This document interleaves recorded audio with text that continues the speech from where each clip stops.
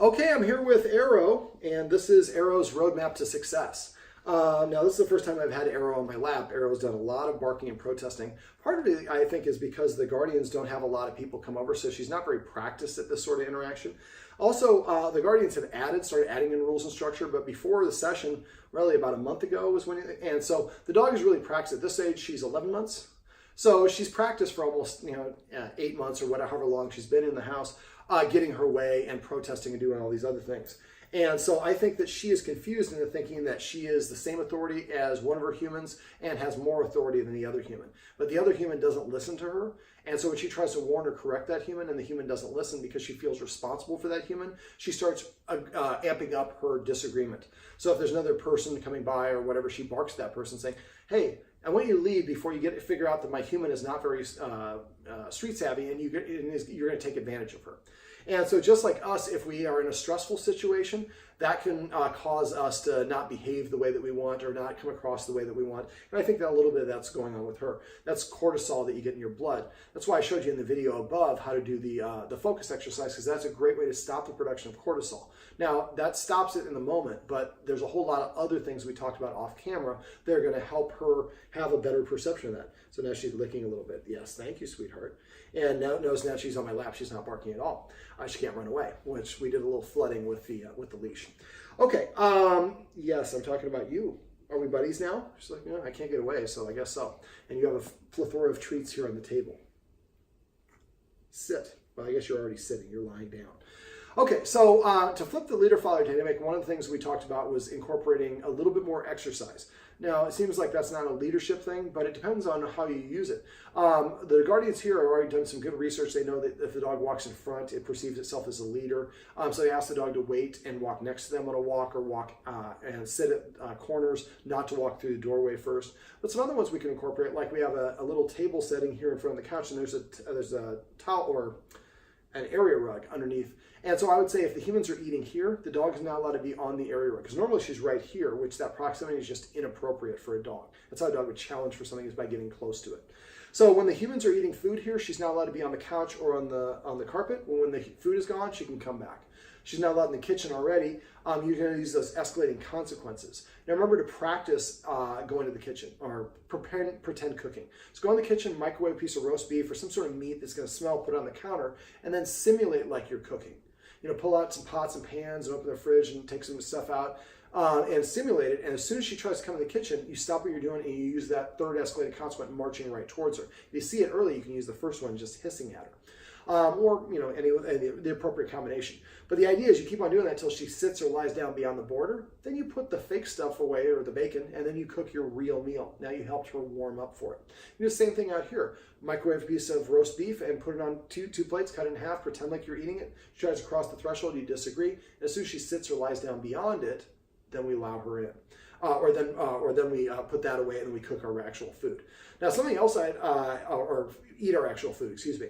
And then once the food is gone, then she can come back to hanging out here as well. Now, is that a dog bed that's right there? Okay.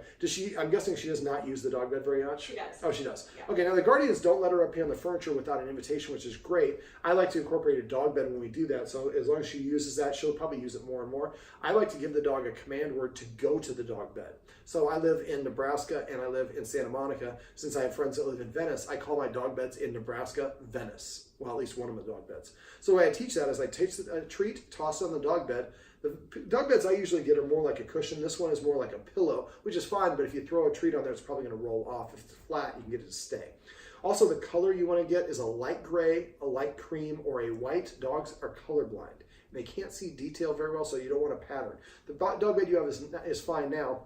But if you get another one, get one that's just square or rectangular like a cushion with no back or sides. A lot of them are designed to look like a little couch, but dogs don't typically lean against their back. They lay down.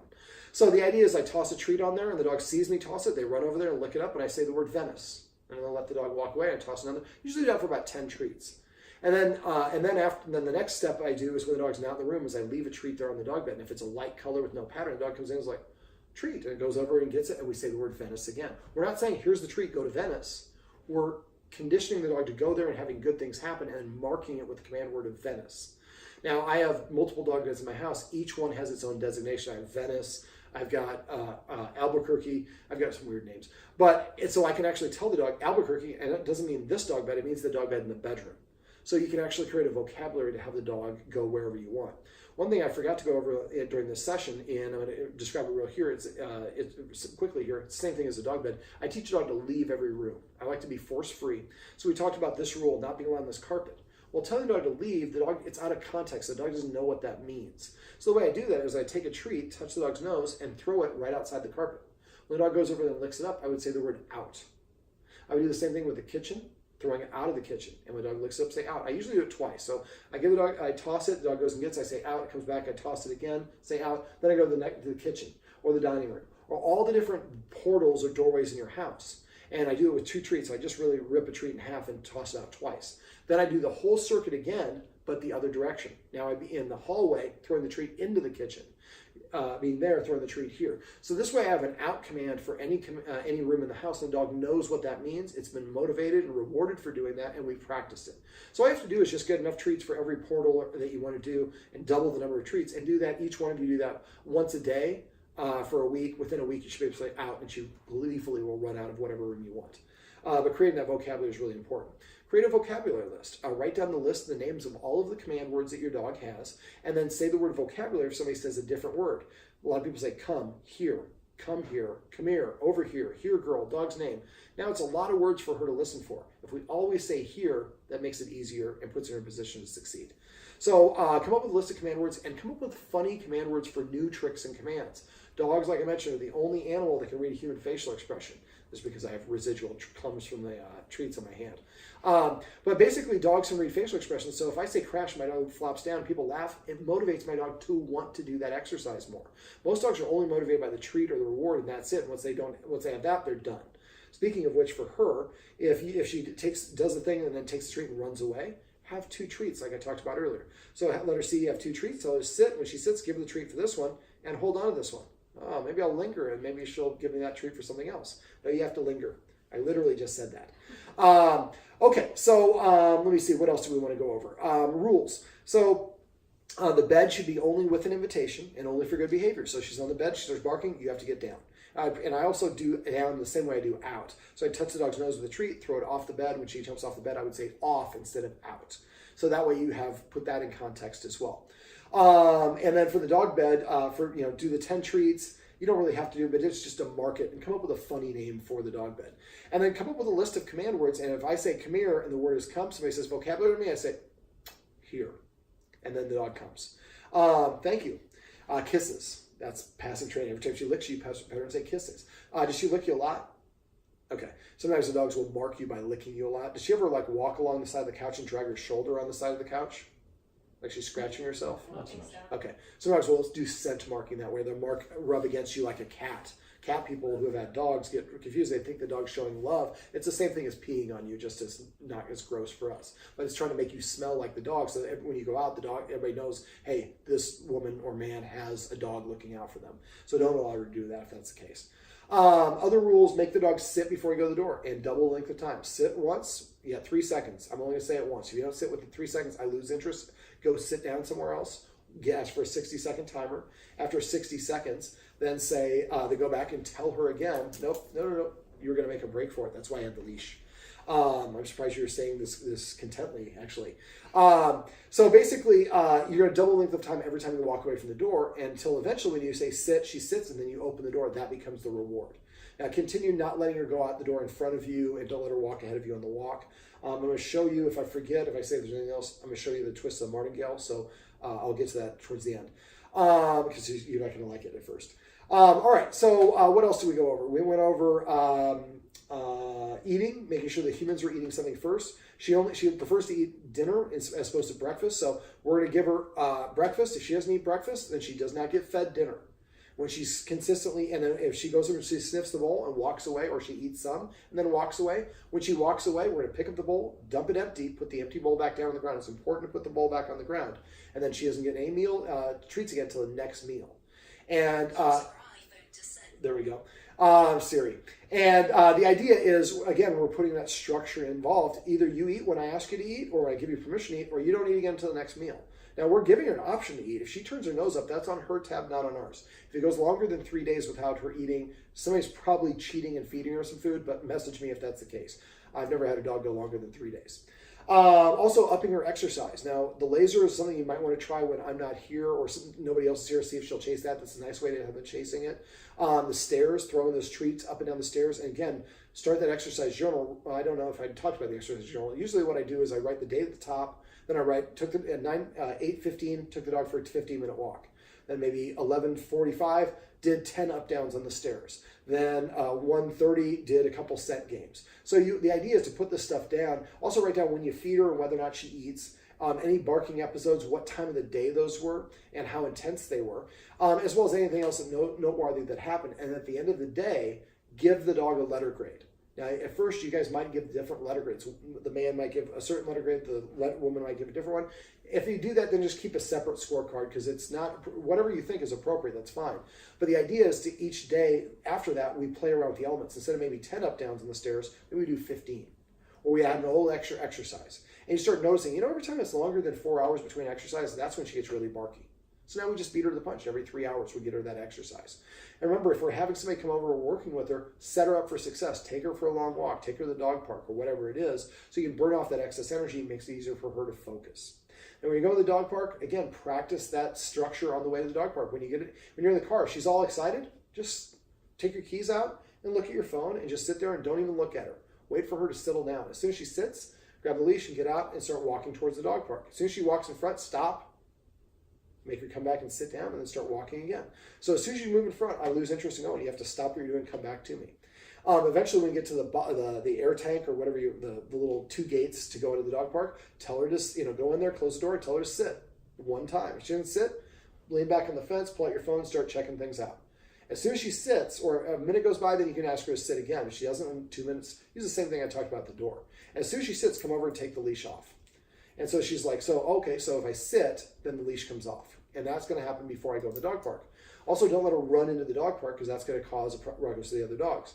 So once she sits, I detach the leash, and then I reach for the handle for the dog to go to the dog park. All the other dogs inside the park are going to rush. Pull my hand back and just wait. When they walk away, I'll reach again. Eventually, you have to reach several times, then they kind of wander away. Then I kind of jiggle the handle, make as much noise, and until eventually they're like, oh, you're just a tease. The dog's not even coming in. And then when that's the case, then I open the door and let the dog go in. That helps her pause instead of being overexcited, rushing in and causing problems. And the other dogs being all out of balance, they have a chance to collect themselves. When she comes in nice and relaxed. So you helped her practice a little self-restraint and control, and that you guys are in charge, which is another thing that will help with her demand barking problem. Let me see, what else? We talked about petting with a purpose and passive training. Real briefly, petting with a purpose is asking the dog, when the dog asks attention from us, nudges us, paws at us, or we want to pet the dog, it's not prepaying for it, we tell the dog to sit. If it's already sitting, asking him to sit over here or ask her to lay down. When it sits, pet it under its chin and facilitate that nose up orientation. You can pet her anywhere you want, just never pet her on top of the head. That creates a down nose orientation. She's a little bit insecure, and so we want her to feel good about things we like sitting. We want her to feel proud for sitting. So pet her under her chin whenever possible. Say just the word sit, not good sit, just sit. Or just crash or down or whatever it is. If she goes to the dog bed on her own, that's passive training. So just say the word Paris if that's the word for the dog bed. Every time she sits on her own, pet her and say sit. Every time she comes to you, pet her and say come. As long as she's not breaking a rule. So the idea for this is passive training is rewarding the behavior the dog offers voluntarily. Petting with a purpose is redirecting the dog into a desired behavior before we provide her attention or affection, so she's earning it, which will boost her self-esteem and confidence, and also help her comport herself more respectfully. If I want a human to pet me, I'm just going to go sit in front of him. I have a dog that will actually learn this as a puppy. He would just go sit in front of you. He's like, hey, sucker, I'm sitting down. What's your problem? Why are you petting me? Because that's how he learned. Most of the dogs paw at people and they would pet him. Well, evidently that's the way to get a human to pet you is to jump up on them. Problem is when people come in the door and the dog jumps up on him, that's her way of claiming them as her property. So one of the things I would do is when you guys are coming home, practice not letting her go onto the brick tile by your front door. So when you come home, don't just let yourself in. Knock at the door. And I have videos for this, so message me if you want to figure out how to do it, how to claim the video. Usually you can search door on the dog training tips section of my website. You'll see videos of how I teach people to use the escalating consequences to move the dog beyond the boundary. So when people come to the door, she's not allowed to be on the bricks. there's a lot of distance between her and the door, and so that helps to make sure that it's still going. So the phone, is it still recording? I just saw a message. If I get a phone call, it'll stop recording, so I can see the reflection of the TV. So ask me about that video if you want to practice that on the door, but that helps her practice. Just like us, something that's this close, it's a lot more intense to me than if it's this close. So if she gets used to people coming to the door and she's, say, 10 feet away, it's not as intense for her. It also helps her practice self-restraint and confidence. Okay, let me see. What else did I say I wanted you to remind me of? Martingale. The martingale. Is there anything else I went over? Use the escalating consequences. You already took good notes on that. Focus exercise encapsulated above. If you have any questions about that, let me know. And make sure you get to that within a week. If you don't get that one, dogs start losing interest. And I have a lot of people like, oh, it took us, we were busy with this. Just make it a focus, or literally. And one of the things you can do is just get a Ziploc bag and count out the number of treats that would be appropriate for that and put it off to the side. And by the end of the day, that bag of treats should be empty. That way you have a visual reminder. Once you get in a habit of doing it, you'll start doing more and more often. Okay, this is called a martingale or a no-slip collar. It looks like a figure 8. You see this little loop right here. So what you want to do, I prefer this one as a snap. I prefer the ones without a snap, but that's fine. So what I do is I twist it around so that this loop is on her spine. Then I attach the leash to the D-ring. We call it a D-ring because it looks like the letter D. Then I take the leash, and she probably isn't going to like this at first. I'm going to run it around her chest behind both of her front paws, or behind in her armpits, essentially. Then I'm going through the loop, and I'm always going towards the head. Never go through the loop towards her butt. It won't relax. So now I have the benefit. Thank you. That actually makes it really easy to demonstrate. So we have the benefits of a harness in terms of 2 points of contact. When I pull up on the leash, if you see, all the tension is on her chest, not on her neck. And so a lot of dogs can collapse their trachea if they're pulling a lot. So this is what almost every humane society in the country uses. I refer to this as a special twist of the leash. So when you do it properly, it should be an X with an O in the middle if you're looking at it from the top. And the corrections go straight up in a quick pop and relaxing. You make it almost like a jerk. It needs to be, you want to go up and down so fast that she doesn't have a chance to pull against it. So once you want to go up as fast as you can and down even faster. Now the nice thing about this is, let's say she sees something on a walk, she doesn't really like it. You have a lot more control of the dog. This is the strongest part of any animal. Now, you shouldn't be picking her paws up off the ground like that unless you need to. I'm just doing it for demonstration purposes. This uses the same science as swaddling a baby. The constriction helps the dog feel more confident and comfortable. And it'll give you, the guardian, more control than a regular leash, which I said can collapse the trachea. And the correction for this is, again, a quick tug up and then go down. So if she lags from behind, let your arm go limp and just keep on walking and let your arm, this will eventually get tense and it'll bring her along with you. And when you first do this at first, a lot of dogs will be like, I don't like this at all. I'm going to lay down. I'm not going to do it. Make sure you're in grass somewhere. And I hate to say this because I try to be force-free, but if she stops and you stop, then that's operant conditioning. She's sit. Then she learns, okay, well, then I can control the situation. So what I do is I just keep walking. I let my arm go, and she gets dragged a little bit. We prefer not to have that. If it goes longer than like 10 steps, stop and just message me about it and send me a video. I'll show you how to do it. Usually the dog will protest a little bit, and they realize this isn't going to work. Then they just start walking along with us. And so basically, that's a little twisted leash. I have videos for that, so make sure you message me. I'd be happy to share those with you. The last thing, if we have a guest that comes over, I didn't think she would sit here without trying to move away. I think she probably wants to, but she knows she's on the leash. So if she's barking at guests, one of the things we can do is, again, have the guest practice that focus exercise. I would have one of you guys practice it 2 or 3 times first, then give the guests and have them watch you and have them do it. And it helps her. She's going to get better at looking at people in the face. Also teach her to catch so that you can have the guest playing catch with her and have her feel comfortable enough to move around. Just don't do it when she's barking in the moment. Now the guest you can also put her on a leash and step on the leash. Again, we're going to step away as far a distance from the collar to the base of her tail. So in her case, about that far away. So she doesn't have the ability to bark at them and move away from them. Speaking of training, although training and behavior are different, training can help build up a dog's self-esteem and confidence. In dogs that have her issues, she's shown me some indicators of being a little bit insecure. So the great way an easy way to fix that is just teach her new tricks and commands. So what I'd like the guardians to do is each guardian go to YouTube and find 4 tricks or commands. And then I'd like the guardians to switch off. So 1 week on Sunday, Guardian A, I'm going to teach you how to do circle or hurricane. And then once you've taught the dog how to do it, teach your partner, and then your partner practices that exercise throughout. So all week long, that's really the emphasis of what you're working on. The next week, partner B takes over and teaches a different trick. If you're going to teach roll over, make sure you teach bang, you're dead. They kind of go hand in hand the way you teach it. But now, if you guys each do 4, at the end of 2 months, now you have 8 new commands plus the focus, 9. On average, in the United States know 10 commands. So now your dog knows a lot of different commands that's going to boost their self-esteem. You're the ones that taught the dogs these commands, so the dog's going to respect you more as an authority figure, so you probably should teach a little bit more. And also you have all these different ways to redirect your dog's attention, which gets them focused off the other things that are going on. Now, and then you can have your guests do these sort of things as well. But make sure that the catch is one of them to go over the way I went over, because that way you can do that on the street. Or I had one person, their dog was afraid of people. They went to Venice Beach, and they had the person was sitting there, their spouse was there, and their friend was over there. As people walked up, they're like, "Hey, would you mind throwing a couple treats at our dog? She's fearful of people." And like they put a chalk line. And so the dog was like 10 feet away. At first, actually, I couldn't even catch. So they had two 2x4s in a V. So he just rolled it like crap, so the dog would go over and lick it. So it's like when people come over, they're not a threat. They're like treat delivery people. I had them wrong. And after a while, then they started catching. And then the dog would get closer and closer. Now the dog is walking towards the human as opposed to the human walking towards the dog.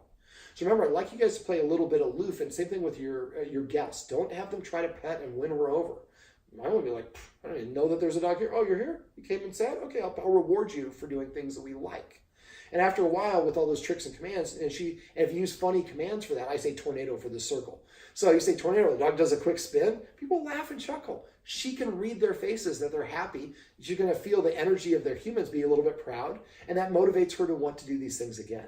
So I have a lot of people that fight me on coming up with funny command words. It doesn't hurt you at all to have, say, sit means sit.